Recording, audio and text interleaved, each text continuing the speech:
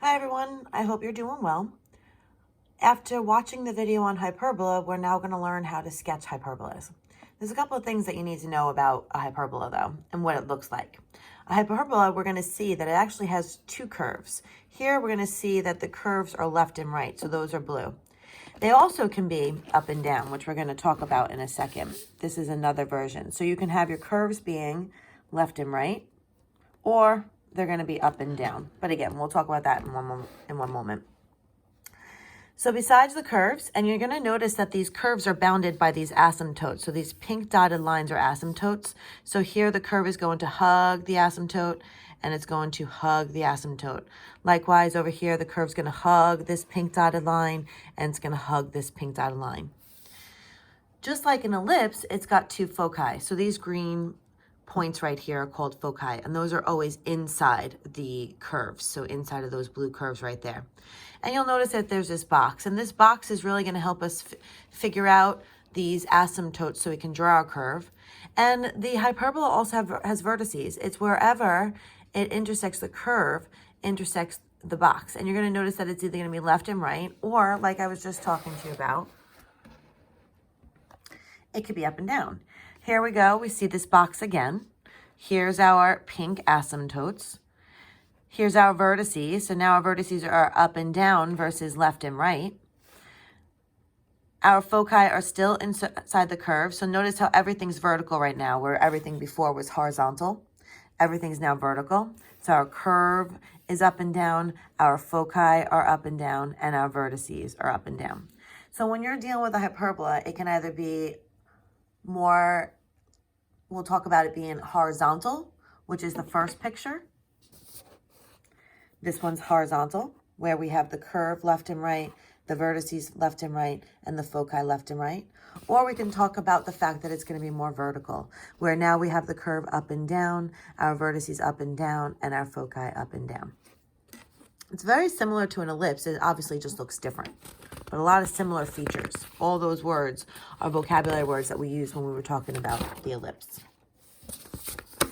All right, let's talk about the equation of the hyperbola.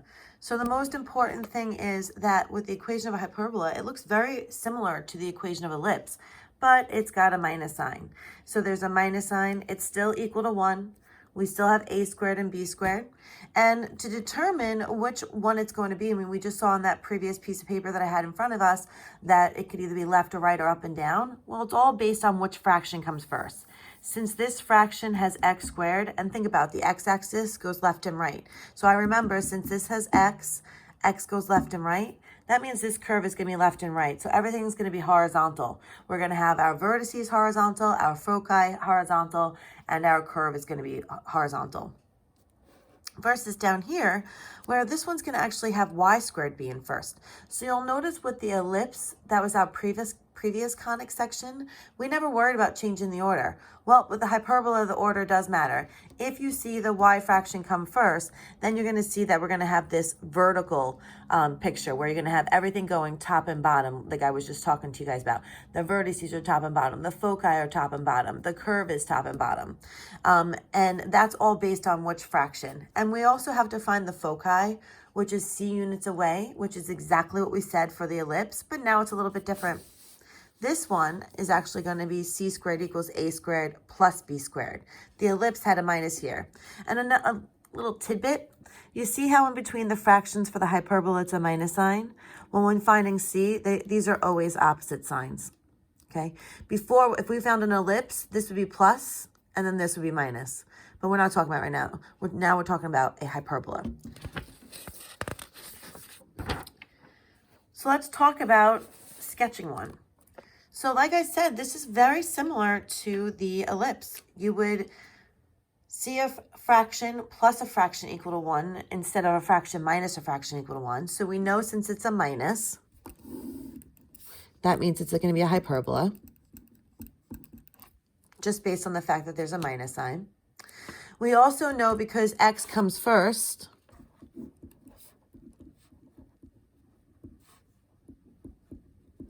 that means our curve and our vertices and our foci are going to be left and right, just based on the fact that we know which fraction comes first. Now, however, for plotting reasons, we do the same thing we did with an ellipse.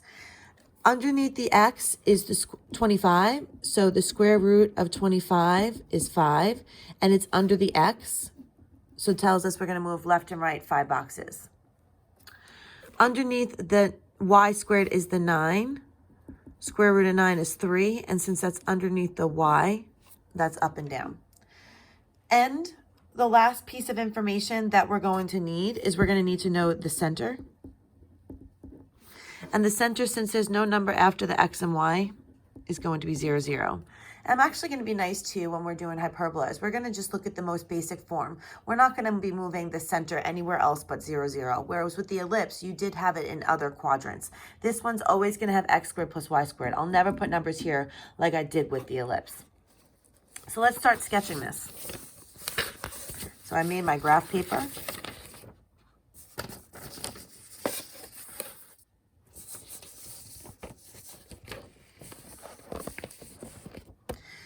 We have that the center was 0, 0. We said left, right, 5.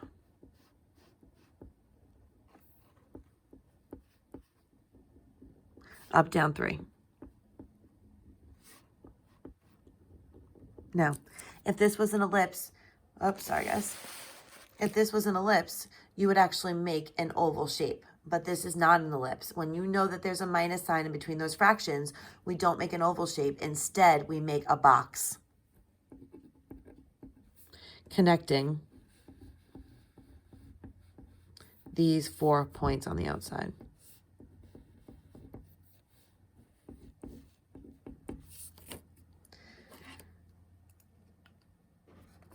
And now what we're going to do is we're going to draw in our asymptotes. So I'm going to connect from this center to this corner of the box. I'm going to just do a dashed line, and I'm going to go beyond the corner. And I'm going to go now from this center to the left corner box, left bottom corner. And then I'm going to repeat it. This center to the top left corner. And then this center to the bottom right corner.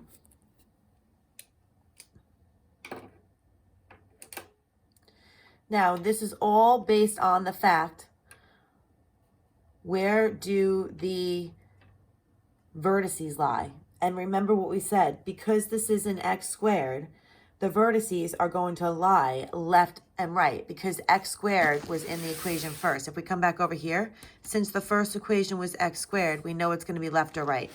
So now I'm going to come back over here and I'm going to draw a curve. So I know these are going to be my vertices. I'll make these bigger. And now I'm going to hug the asymptote, hug the asymptote, hug the asymptote, hug the asymptote. Now I have to find my foci. My foci are C units away from the center. So I have to figure out what that is. So I'm going to come back here to my work. I'm going to write down my vertices.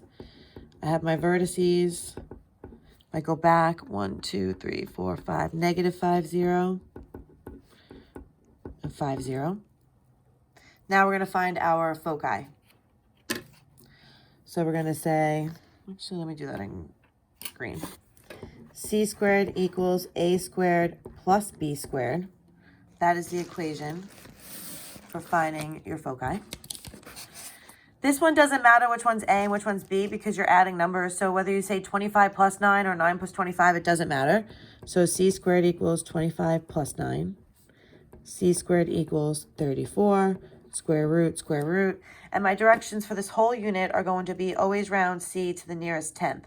So when I use my calculator, that's going to be approximately 5.8. So now when I come back over to my graph, it's from the center. So I'm going to go right, 1, 2, 3, 4, 5, and a little bit. I'm going to go left, 1, 2, 3, 4, 5, and a little bit. So now the last thing I need to do is come up with this. So this would be 1, 2, 3, 4, 5, negative 5.8, and then positive 5.80. So coming back over here, my foci, negative 5.8, 0, and 5.8 comma 0. So the last piece of information that we need, which is different for the hyperbola versus any of the other conics, is we need the equation of the asymptote. So to come up with the equation of the asymptote, this is a line. So when we're coming up with the asymptotes, y equals mx plus b. You can also use the other equation, y minus y1 equals m times x minus x1. Or m times parentheses x minus x1. But I don't even do that because I'm giving you nice graphs. I'm giving to you where the y-intercept, your b, is always going to be equal to 0. So there are two things that you need right here. You need your m and you need your b. B is always going to equal 0. Both lines are always going to intercept the origin. So both of these lines, this line has a positive slope because it points to the right. This line has a negative slope because it points to the left. So to figure out the slope, we're going to count from the center to the corner of the box. So we're going to do rise over run. So we're going to go up 1, 2, 3, right 1, 2, 3, 4, 5. So we do rise over run. So that was up 3 over 5. But I want you guys to remember that this is plus or minus because we have two equations. We have this line that has an equation where it has a positive slope, and we have this line that has an equation which has a negative slope. So your last thing is to put it all together. Y equals plus or minus 3/5 x, and you can write plus or minus 0 if you want. Or you can just write y equals plus or minus 3/5 x. It's a lot of work, but it's not terrible. All right, let's do one more example.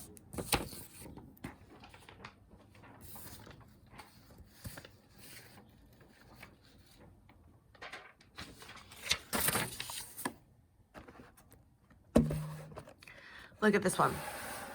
This one is a hyperbola again because it has a minus sign in between, but now this one has the y fraction first. So because the y is first, we now know everything is going to be vertical.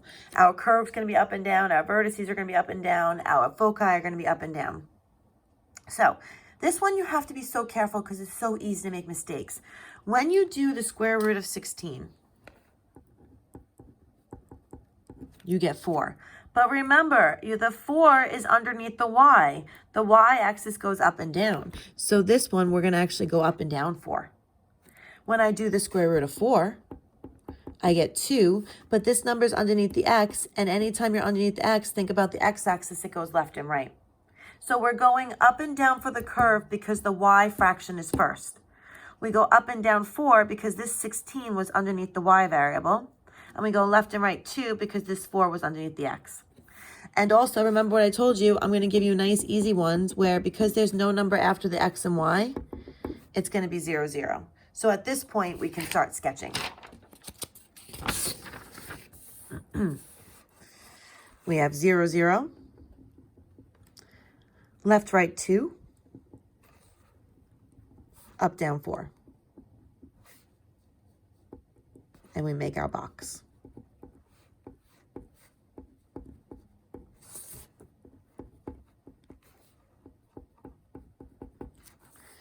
And now we're going to draw in our asymptotes. So to draw in your asymptotes, we're going to go center to corner, center to bottom left corner, center to top left corner, center to bottom right corner. Now, because this one had the y fraction first, now I'm going to highlight these as my vertices. And when I draw my curve, I'm going to now hug this asymptote, hug this asymptote, hug this asymptote, hug this asymptote. So let's write that information down. So we have our center is 0, 0. Our vertices, 0, 4, 0, negative 4. We need to come up with our foci. So to come up with our foci,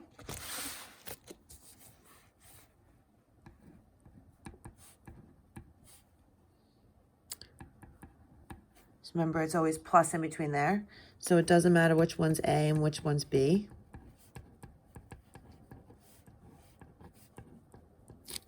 And the square root of 20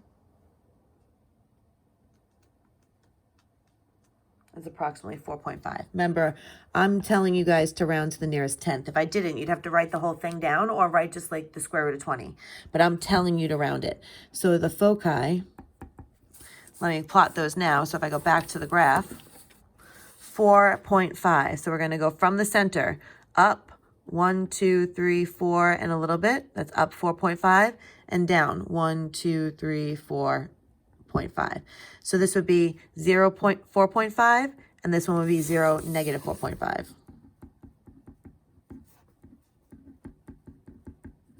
So on this one, you want to make sure, I'm going to take off points if you guys don't make sure you label everything. So on your graph, you need to have your foci, but then I also want to see the coordinates as well. And the last thing that we need are the asymptotes.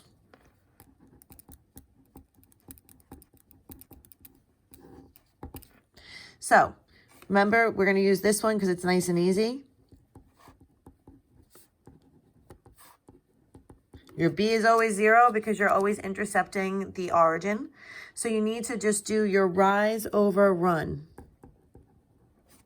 Your rise over run. So to do your rise over run, you're going to come back to your picture and you're going to go from the center to the corner.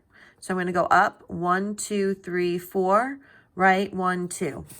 So that's plus or minus 4 over 2. And we say plus or minus because there's two lines. I can go up, I can go down, or let's just go to the left corner, up 1, 2, 3, 4, left 2. So that would be a negative number. So we just say plus or minus 4 over 2. And if you could simplify it, simplify it. And now tie it together. Y equals plus or minus 2x and plus 0 if you want to write, or you can just leave it like that. All right, so if you have any questions, don't forget to ask me them in the Talking Points app. And please use these examples while you're trying to do the 2 examples I asked for you guys to do. All right, I hope you guys have a good day. I will talk to you soon.